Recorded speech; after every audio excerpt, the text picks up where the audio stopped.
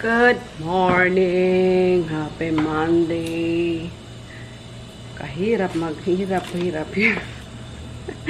Ang hirap mag-isip ng ulamin. Tapos wala ka naman lulutuin. Diba? So, ano po? Crispy burger, hotdog. Ano pala akong lulutuin dito. Ayan.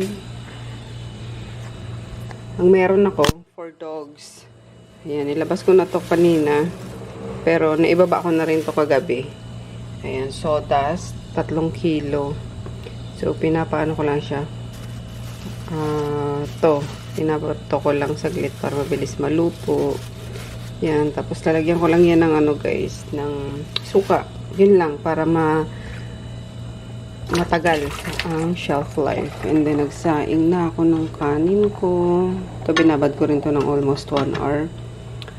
And then, kanin nila. Yay, konti. Tingnan na lang natin sila. Oatmeal muna tayo, guys. Ayan, kay daddy. Ito naman sa akin. Ayan. With granola. Tapos, yogurt na strawberry flavor.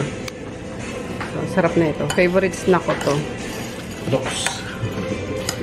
Meron ako nito sa, sa baba.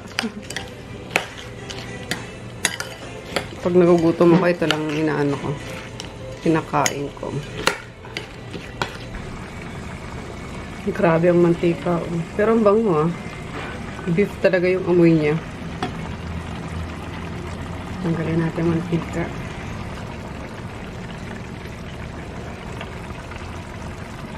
Para healthy naman ang ating mga fur bebes. Ganito na lang din pinapakain namin sa guys, sa probinsya. Mga aso doon.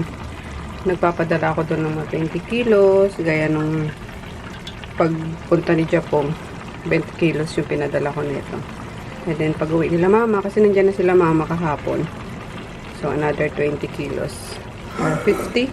Kasi nandun na yung freezer Chest freezer na binili ko. Ayan. So, ayan. Pababa na ako, guys. Hindi ako nakapagluto ng ng ulam. Kasi nga, wala naman lulutuin. Kaloka. So, order na lang daw ako, sabi ni daddy. Yan, lasagna gusto nila. Tapos si Chris kumain na sa taas kila nene. Ayan, ang ganda nung nung lipin chick tint. Tinan niyo yung color payoff. Akala mo lipstick talaga, pero lipin chick tint lang yan, guys. Ayan, yung gold lipin chick tint. 149 pesos lang available sa Shopee and TikTok shop. Bye, Guchin! Bye, baby ko! Bakit ulit si mami na magpapakain sa inyo. Ayan. Bye-bye. Pasok ka na to kay daddy, dali na. Pasok na to kay daddy, dali. So, ayun. Dito na ako, guys, sa bahay. Late na daw ako sa party. Ayan. Nagkaroon pala sila ng party dito. Habulan party. Kasi may nakapasok na pusa. Kasi naalala ko yung pusa. Kasi mamaya ka ako nasaktan. Kaloka kasi ito si Poknat. Oo. Ayan, it's 8:45 na. Katapos ko lang. Alam niyo na, Monday. Pag Monday, I'm so busy. Kaya yan. Maldi naman na dugo, anak. Yung yung pusa. Loko. Anong mga Si Kalbo. nalaglag. Good morning. Ay, nako. Ang sarap pa ng tulog ko. Tumawag na yung sa insurance na sasakyan. Nakuha na tong cheque, hindi ko pa nagagawa. Kaloka, sabi ko bumalik bukas antayin niya daw.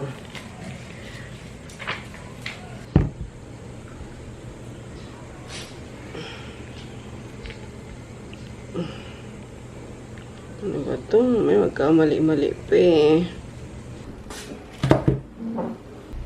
So, ayun nga. Good morning. Happy Wednesday, guys. So, pecha na ba ngayon? July 6. Yan. So, kahapon, naswertihan namin na nakapunta kami kay Doc J doon sa Baclaran, sa malapit sa school ni Chris before. Yan, and then, ayun nga, napabasa ko yung mga ano niya, mga, ano ba? Sorry guys. Oh, gising ko lang kasi literal. Tumawag lang si kuya dahil sa ano, sa, ito nga, yung insurance policy ni Tonyo. Anyway, napabasa ko sa kanya yung mga lab niya, yung mga ganun. And then, sabi nga, operahan na agad. Ayan. Kasi nakakadalawang emergency na nga, sabi ni Doc. So, yun. And, naano naman siya agad guys, na schedule. Sobrang bait talaga nung doktor na yun. I swear, wala na akong ibang nakilalang pinakamabait. For me, ha. Sobrang bait na doktor talaga no ni ni Doc J. La Madrid. Ayan, sobrang low-key lang pati noon. Ayan, so, na-schedule naman agad siya. Bukas. Ay, hindi. Friday pala kasi Wednesday ngayon. Kaya kasi kailangan niya pang ECG ba? Tawag doon. At sira kahapon yung ECG something. So, hindi natuloy. Pero na-x-ray siya. At kailangan niya pa muna daw, ma-clear. Yan, clear sa doctors. Kung ano-ano yata. Yun. So, yun. So, after netong, netong ECG niya, i-admit na siya tomorrow. Yan, Thursday. Tapos, Friday morning, surgery niya na. Yan. Pero ano lang yung gagawin sa kanya, yung laparoscopic ba yun? Yung parang bubutasan lang siya sa tiyan niya. Tapos mga... Ay ba yun? Basta hindi siya bibiyakin guys. Yung bubutasan lang siya. And then may insert lang na mga tools, tapos may camera. So, yun lang. Yan, kung nanonood kayo ng The Good Doctors, diba ginamit yun sa heart surgery yata yun, or sa, ewan ko, basta, yun, sa laparoscopy. Kung hindi ako nagkakamali sa pronunciation. So, yun naman. And then, ayun nga, sabi niya, ang kagandahan sa doktor na yun, sabi niya, huwag niyong isipin ang gastos, isipin niyo ang buhay. Ayan, kasi sobrang bait nga noon, hindi masyadong naniningil sa sa doctor's fee. Ay, hindi ako tumitingin sa sa kakayahan ng pasyente na magbayad. Tumitingin ako sa sa sakit ng ng pasyente. Ayan, kung kailangan operahan, talagang pinapaano niya kagad 'yan. Sinasalang niya agad 'yan, isisiksik ka niya sa mga schedule niya, yung ganun. So, ayun. Salamat naman. Kaya, grabe. Sabi ko, kung wala siguro Doc J, hindi tayo makakapag-popera. Kasi, grabe. Sa totoo lang, guys, nasa talaga yung ko, yung pera ko, pinapaikot ko lang talaga ngayon sa sa product, as in. Kaya, kung meron man ako, siguro minimal lang. Yan, kaya, puti na lang may Doc J talaga. Tapos may PhilHealth si Daddy. So anyway, ayun, at babalik kami ngayon ng 11 AM for ECG. Yan, and then sana mabilis lang at marami pa akong gagawin. Lutang na ako kahapon pa guys, kasi itong sa shop, sumabay pa tong sa shop, nakakainis. Alam mo, grabe yung tinaas ng ng renta. Halos 10K yung tinaas nila. Sabi ko, hindi ko nakakayanin na ganun yung renta. Kasi, more on, na lang naman ngayon, more on online orders, ganyan, sa Shopee. Tapos, ayun nga. Tapos, tataasan pa ako ng ganun. Hindi ko na kaya. Kaya, nag-iisip ako na bitawan na lang yan, if ever. Gamitin ko na lang yung 2 months deposit and 1 month advance ko. Kasi, malaking din yun. Kumbaga, malaking kabawasan din yun sa bayarin ko, diba? Kung babawasan ako ng, sabihin mo kasi 30K ang ko dyan, ang renta ko dyan. So, mababawasan ako ng 30K plus yung kuryente pa, and then, sa internet, okay lang naman. Yun, kaya, iniisip ko, if babalik na lang muna sa bahay. Yan. Yan, pag talaga dumadating ang pagsubok sunod-sunod guys. Pero, kaya ko to, tayo masyadong pa-stress, although minsan na tutulala ako. Grabe. Pero okay lang yun. Kasi nga, maging wise tayo, 'di ba? Kaysa naman yung kinikita mo is napupunta lang sa renta, di magbahay ka na lang. So, pareho lang din naman yun. Magpapaka lang naman sa bahay, yung ganyan. Pero, nagpapahanap na ako kay Daya ng ano, na kahit na maliit lang, if ever, kung meron, mapwestuhan lang, yung ganyan. Kahit maliit lang talaga. Kasi ayoko din bumalik naman sa, ano, sa Pure Gold, sabi niya. Sa Pure Gold bati, ayaw mong bumalik. Gustuin ko man, kaso yung mga paninda nga, ang bibigat. Diba? Wala na akong makakatulong kasi si Jack, yung isang kapatid ko, is graduate na. Gustong-gusto na rin mag-apply ng trabaho para magamit niya agad. Siyempre, yung ano, yung nag-aralan niya. Same si Rico. Nag-apply na nga si Rico eh. So, may dalawang company nang tumanggap kay Rico. Pinag-iisipan niya lang na kung saan. Ang nakakatuwa pa, iniisip din nila ako. So, parang, di paano ka pag may trabaho na kami ganyan? Hindi mo nakakayanin sa shop kasi talaga sila yung sorry guys. Kapon pa ako talaga natutulala na alam mo yung pag sabay-sabay kasi yung problema. Sabay-sabay talaga literal. So, kapon pa ako natutulala na hindi ko alam gawin, nag-iisip, ganyan. Sabi ng mga kapatid ko. So, paano kate? Kasi, mag-a-apply na ako agad, kung baga ganyan. At para naman mas makatulong kila mama, ganyan. Same si Rico.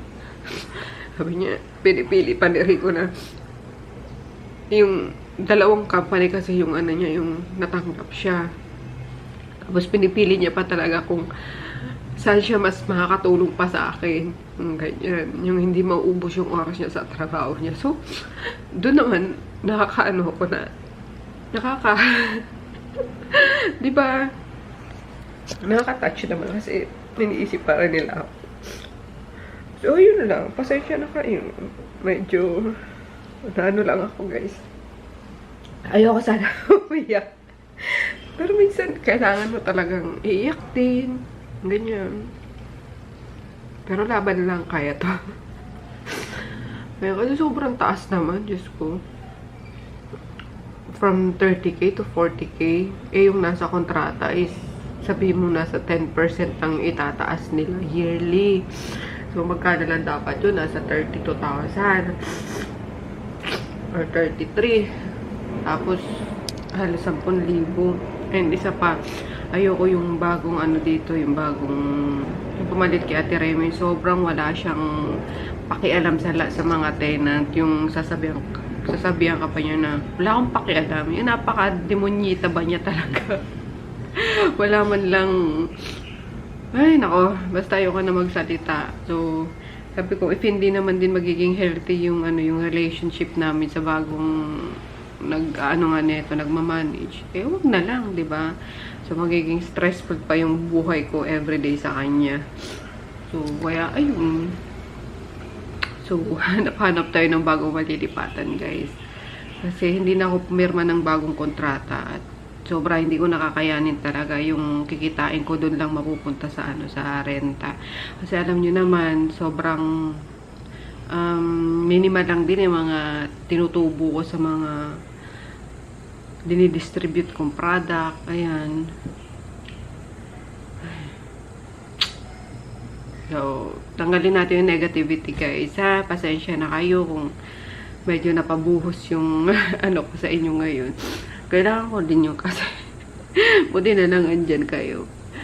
So, yeah, prepare na tayo para makapunta na tayo kay Doc J. Good morning.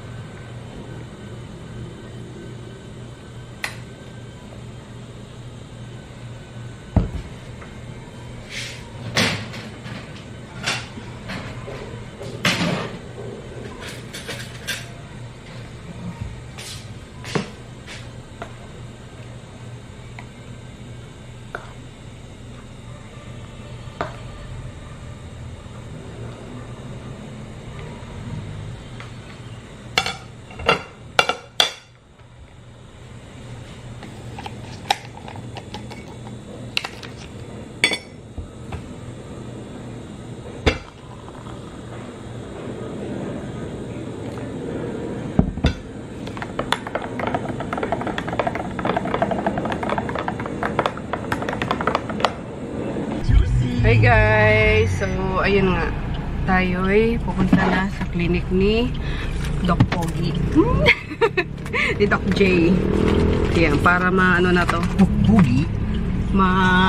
Tapos na tong Pyramid Ranyada. At nai-stress na po ako sa kanya. At mapaharvest na natin yung organs. Tanggalan na nga to ng ano, laman loob. Ganun din naman eh. Sabi ko nga nung last ano niya, nung last emergency niya, ano ko na dapat siya eh. Papadiretso ko na sa cremation. Ano to? Teka lang, Taylor. Seatbelts. Oh, Diyos ko Lord, talaga mga batang ito. So, ayan guys, anong oras na? 2:30 na. Nandiyan kami 11 AM. Ang dami kasing ano dito, pasyente talaga. So, for final clearance na lang si Daddy. Ayun nga, ECG. Kailangan niya. Walang ECG dyan at nasira nga. So, doon kami sa Marilao Polyclinic. Magpapa-ECG ngayon. And then, tomorrow morning, ibabalik ko dyan for final clearance. And then, for admission na, request na for admission. Kasi on Friday na nga yung ano niya. Yung surgery niya. So, ayan. Magsisimba muna sa Baclaran kasi Wednesday. At nandito na rin naman tayo sa ano. Sa Baclaran nga.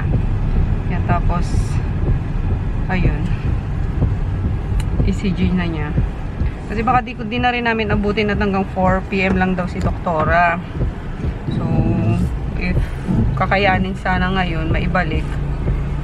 Request na agad for ano. Admission tomorrow.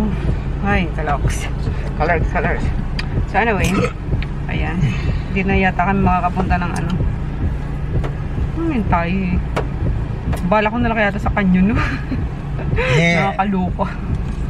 Ganyan-ganyan pa yan. Tapos hindi niya ako bibigyan ng ano, ng tahimik na na biyahe. Kailangan mo. Tahimik na biyahe lang ang kailangan ko every time na nasa kalsada tayo. Kung gawin? Kain tayo, avocado. Yan, paglabas ko sa simbahan, nakita ko na ito. Traffic. Diretso na. Jammers, guys.